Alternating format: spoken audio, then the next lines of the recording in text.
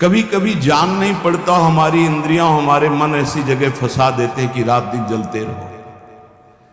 ये हुई अंदर की मार। बाहर की मार है, हम किसी से द्वेष नहीं करते, फिर भी कोई हमें गाली देता है, कोई निंदा करता है, कोई मारने का प्रयास करता है, कोई उपहास करता है। ये हर भक्त के जीवन में होता है। तो श्रीपाद कह रहे हैं दोनों तरह की मार जो सह गया है उसका हृदय बन जाता है इस प्रेम रस का रसास्वादन करने के लिए। भगवान देख रहे हैं पर वो चुप रहेंगे। हमारी बात को पकड़ना, जब तक आप परिपक्व नहीं हो जाएंगे तब तक आपको पिटने देंगे। सहो, भगवान आदेश करते हैं, अर्जुन के सामने खड़े हैं, मात्रा स्पर्शास्तु कौन्ते शीतोष्ण सुख दुखदा आगमा पाइनो अनित्यास्तास्तिति क्षस्व भारत। ये नाशवान है, आने जाने वाले दुख सुख है, इनको सो। बड़ी गलती हो जाती है, हम टूट जाते हैं, बाहर की थपेड़ों से अंदर की मार से टूट जाते हैं। इसीलिए हमें भगवदानंद की अनुभूति विलंब से नहीं तो बहुत जल्दी हो जाए।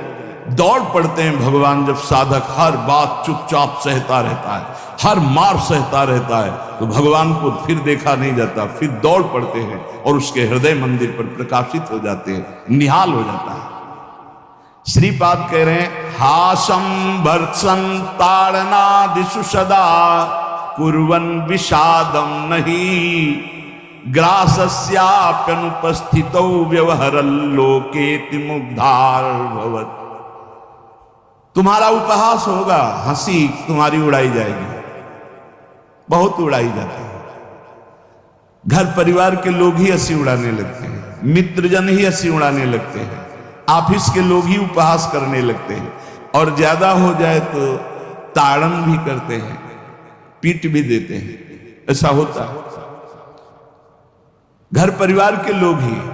ऐसे कितने हमारे पास प्रश्न आते हैं कि हमारे परिवार के जन हमारा भारी विरोध कर रहे। हासम भर्त्सन ताड़नादिषु सदा कुर्वन् विषादम नहीं।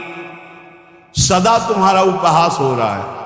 बहुत कठिन है प्यारे, बहुत कठिन है। प्रवचन कर लेना सरल है, प्रवचन सुन लेना सरल है, सहना बहुत कठिन है।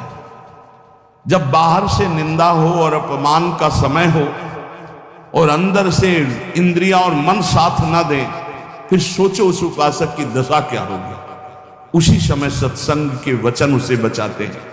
यदि शास्त्र और सत्संग का स्वाध्याय और श्रवण है तो बच जाओगे, नहीं तो मार देंगे अंदर के शत्रु और बाहर के शत्रु।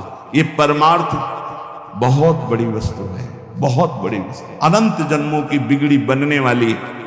बस गेम है, थोड़ा सह जाओ, आगे निकल जाओगे, पर बहुत कठिन है। हम इसलिए कह रहे किसी मार्ग पर चल कर बोल रहे हैं।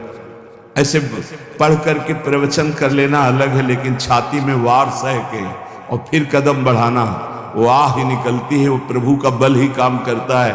वो आपको गिराने की कोशिश करेगा, उठाने की कोशिश नहीं करेगा। उठा सकते हैं तो महापुरुषों के वचन और भगवान के वचन जो शास्त्र कहे, बकाया और कोई नहीं। जब ये पढ़ते हैं तास्तितिक्षस्व भारत, सह जाए इनको, तो हिम्मत आती है। जो सह गया वही परम पद का अधिकारी हो गया, वही अमृत पद का अधिकारी। हिम्मत बनती, चलो चलो और आगे बढ़ो, सहो। विषादम नहीं, हृदय में विषाद नहीं होना चाहिए। आपका उपहास होगा, तिरस्कार होगा, गाली मिलेगी, निंदा मिलेगी। हो सकता है तुम्हारे मित्र तुम्हारा त्याग कर दें, परिवार के लोग तुम्हारा त्याग कर दें, ऐसा भी हो सकता है। ग्रासस्याप्यनुपस्थितौ व्यवहरल्लोकेति मुग्धार भवत्। हो सकता है कि तुम्हारे खाने पीने की व्यवस्था में भी व्यवधान पड़ जाए।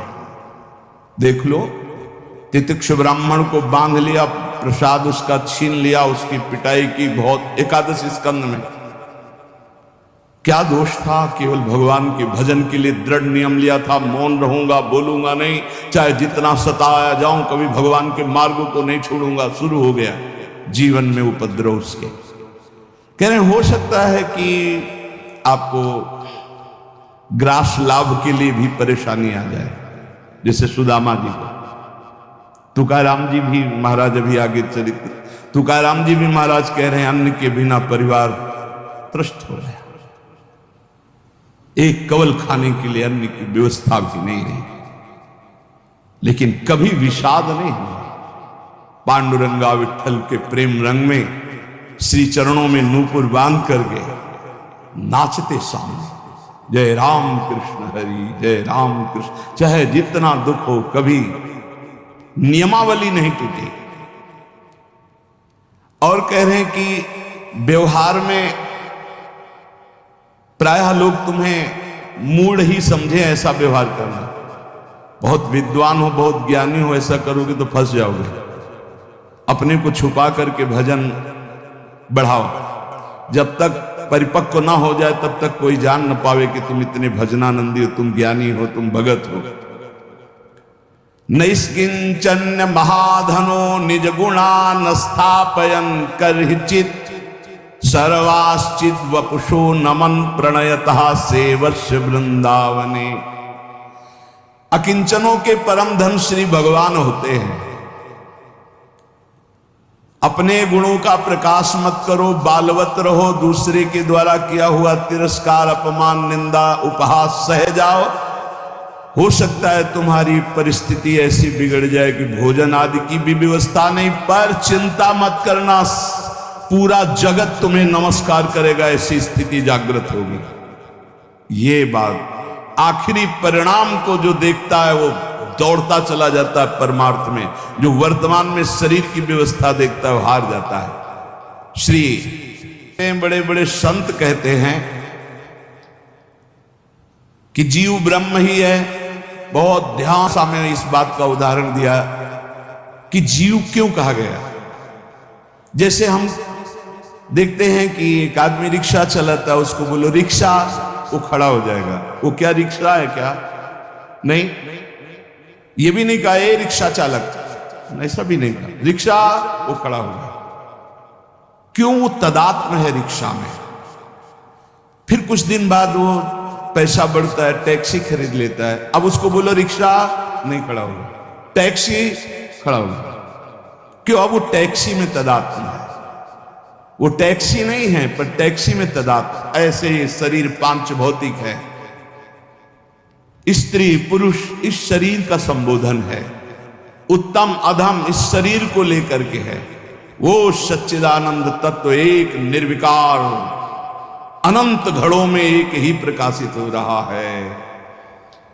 जब जीव, श्री तुकाराम जी महाराज कहते हैं, बहुत आनंद का विषय ये साधक के लिए, जब जीव ब्रह्म ही है, ब्रह्म से भिन्न नहीं है, यदि ये संत वचन सत्य हैं, शास्त्र सिद्धांत सत्य है, संतों का अनुभव सत्य है, तो ये सबको प्रतीत क्यों नहीं हो रहा कि सब ब्रह्मानंद स्वरूप हैं? क्यों नहीं प्रतीत हो रहा? बहुत सुंदर बात है। भगवान सर्वगत हैं, सब में हैं, समरूप हैं, बराबर कमी बेसी नहीं कि चींटी में छोटा भगवान है, हाथी में बड़ा भगवान है। वो आत्म तत्व देवता में, ब्रह्मा में, चींटी में, हाथी में, सब में समान है। और जो ऐसा देखता है वही ज्ञानी है।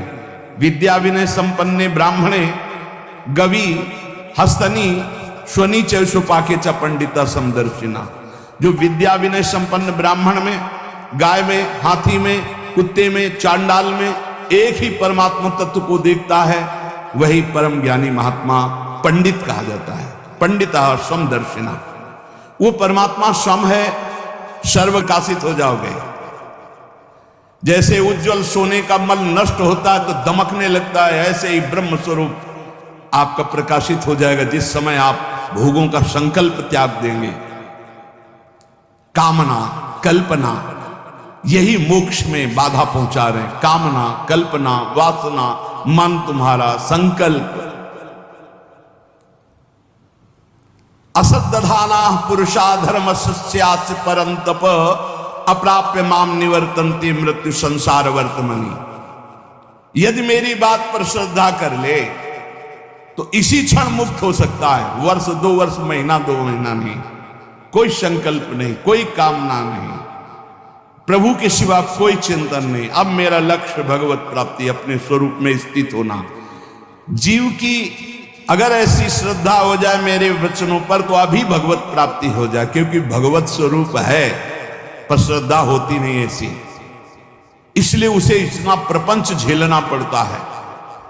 अगर संत महापुरुषों गुरुजनों शास्त्रों पर श्रद्धा हो जाए तो बहुत जल्दी भगवत प्राप्ति हो जाए। लोग स्तुति गान करने लगते हैं तो ये 5 उसे फंसा लेते हैं, शब्द स्पर्श रूप रस गंध। श्री तुकाराम जी कहते कैसे, अब शब्द फंसाते हैं उसे। पहला शब्द है ना, शब्द स्पर्श रूप रस गंध, तो शब्द फंसाते हैं। माया के द्वारा भेजे हुए लोग आने लगते हैं, माया के द्वारा। भगवान के द्वारा क्यों नहीं कहते? क्योंकि भगवान के द्वारा प्रेमी भक्तों का मिलन होता है, मायावियों का नहीं। माया के द्वारा भेजे लोग आने लगते हैं और वो स्तुति गान करने लगते हैं।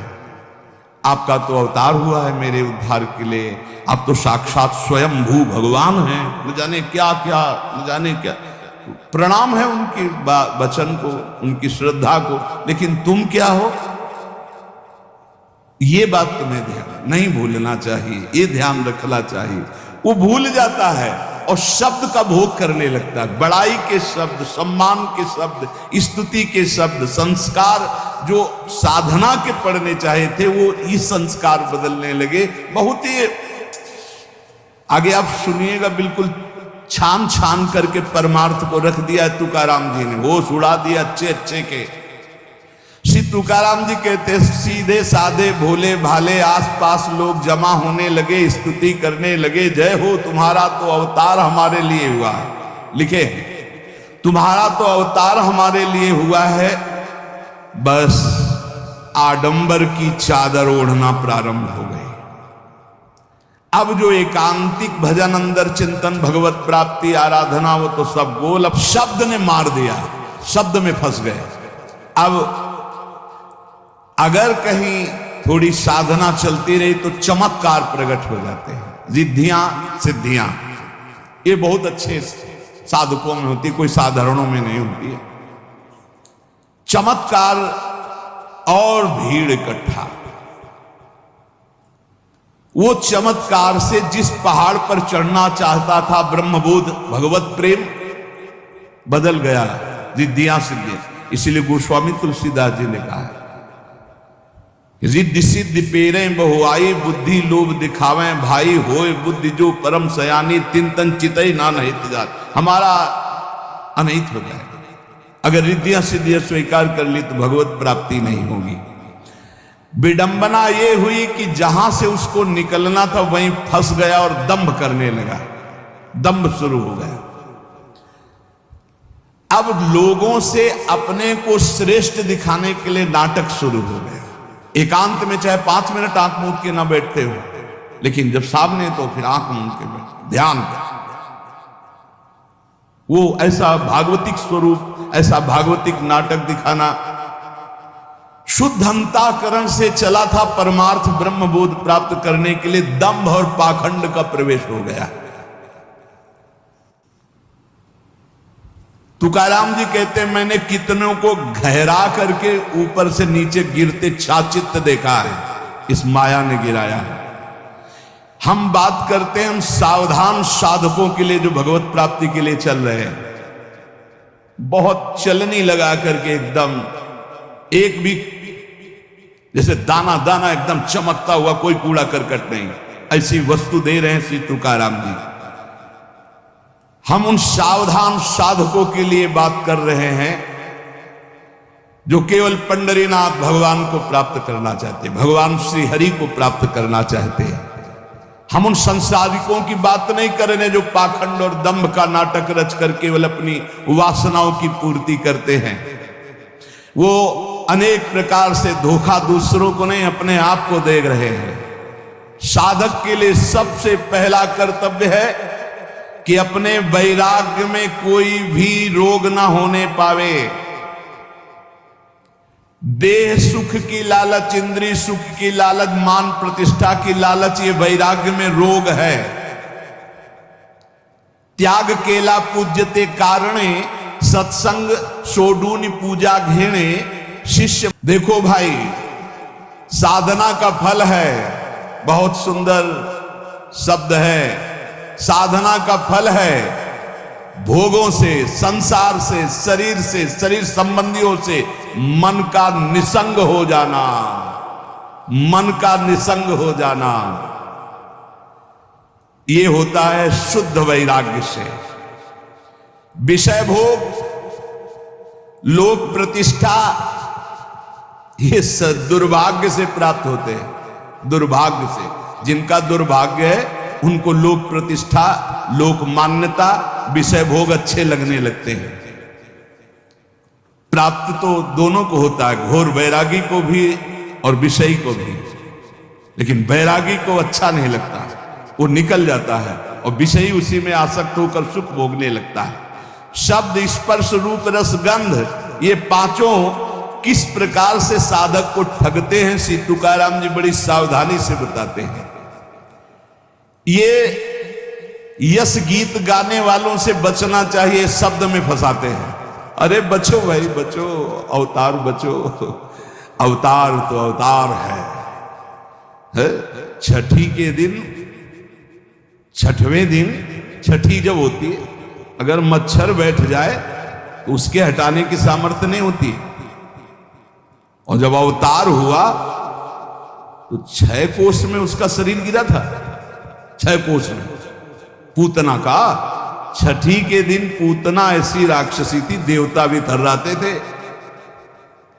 इसे अवतार कहते हैं कि छठी के दिन, छठवें दिन 6 कोस शरीर वाली राक्षसी पूतना का भगवान ने उद्धार कर दिया। वो स्तन में हलाहल जहर लगा के आई थी, और भगवान ने ऐसा नहीं कि पिया नहीं, डट के पिया। भाव को भाव कैसे, भोग तो मेरा लगा रही है, पहली गति पूतना को भगवान ने दी, किसी भी भाव से सही। ये कार्य तो मां करती है ना, दुग्ध पान कराना। तो बाल कृष्ण ने अपने छोटे छोटे चरणों